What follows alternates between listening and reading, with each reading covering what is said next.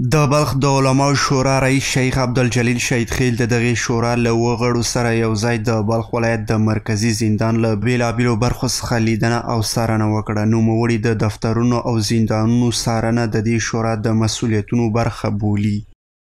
خوشبختانه امروز به خاطر نظارت از ادارات و از احوال محبوسین و از دیگر خدماتش که از طرف مسئولین محبس برایشان مهیا شده از این نظارت بکنیم و محبوسین به همراهشان یک مجلس بکنیم به همراه بعضی افرادش به خاطر از اینکه مشکلاتش بشنویم و رسیدگی به مشکلاتش شود. امروز آمدیم الحمدلله از تمام ادارات محبس نظارت صورت گرفت و به همراه محبوسین مجلس هم کردیم و به همراه قاریس محترم که مسئول محبس است. ماشاءالله الحمدلله خیلی خدمات اینجا انجام داده و رضایت محبوسین هم بود زیاد و تمام امکاناتی که به وسع و توان مسئولین بود اونا را برش مهیا کرده. د بلخ ولایت مقام د غړي د بلخ والي په لارښوونه د بندیانو د دوسیې د څېړنې لپاره د مشخص مهالویش د جوړولو خبر ورکړ او ټینګار یې وکړ چې په دې برخه کې به عملي کار په روانه اونۍ کې پیل شي.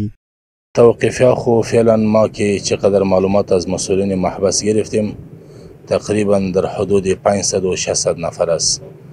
واقعا یک مشکل هست خو البته انشالله با هماهنگی ریاست استیناف و با هماهنگی قماندانی با هماهنگی استخبارات و مواد مخدر و با هماهنگی ریاست زندان تصمیم داریم که بخیر در همین هفته که فعلا جریان داریم یک مجلس بخیر جور کنیم به خاطر حل همین مشکل یک برنامه و یک ترتیب و یک پلان جوړ شود.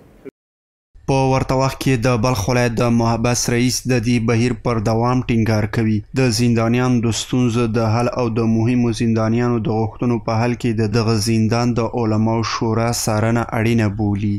محبس د اصلاح ځای دی، د بهبود ځای دی، د فلاح ځای دی. نو موږ کوشش کوو چې په محبس کې څه چې ضرورتونه یې چې د محبس مربوط یې هغه د زندانیانو لپاره مهیا کړو، برابر یې کړو ورته. الحمدلله شیخ صاحب دا د بالمشاهده په خپل سترګو باندې دا شیان ټول ولیدل. نو کوم خدمات چې ضروري دي هغه موږ ورته کړي دي او موږ د شیخ صاحب څخه بیا خاصه د شورا علما څخه همیشه دا تقاضا لرو، امید لرو چې په هر میاشت کې په 15 شپو کې راسي او د محبس نظارت د نږدې څخه وکړي. د علماو شورا د کاري طرحې له مخې د دې لایحې په لومړۍ ماده کې د دولتي او نظامي څانګو د څېړنې یادونه شوې چې موخه یې د جدي څېړنو له لارې د دغو څانګو ښه کول دي.